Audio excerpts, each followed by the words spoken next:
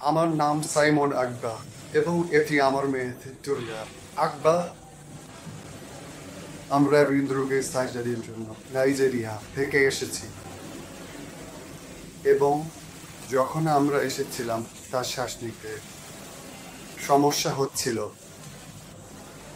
হৃদয়ে একটি ছিদ্র আছে এবং যখন আমরা নাগপুরে হার্ট সেন্টারে এসেছিলাম সার্জারি করা হয়েছিল এবং এটি সফল হয়েছিল। আমরা আল্লাহর প্রতি কৃতজ্ঞতা জানাই তার সুস্থতার হাতের জন্য যা তার উপর ছিল। আমরা আল্লাহর প্রতি কৃতজ্ঞতা জানাই তার করা সবকিছুর জন্য। কিন্তু আমরা এই মহান হাসপাতালের ব্যবস্থাপনা এবং পুরো কর্মীদের প্রতিও কৃতজ্ঞ। একাই চলুন আমি সাধারণীকরণ করি। হ্যাঁ, তাই আমরা আল্লাহর প্রতি কৃতজ্ঞতা জানাই। এখন সে ভালো আছে।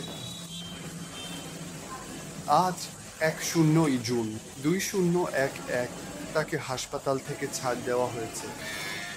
এখন সে ভালো আছে। সে ভালোভাবে শ্বাস নিতে পারে। তার সবকিছু ভালো আছে। আল্লাহর প্রতি কৃতজ্ঞতা। আমরা চিকিৎসা পেয়েছি এবং এটি ভালো হয়েছে।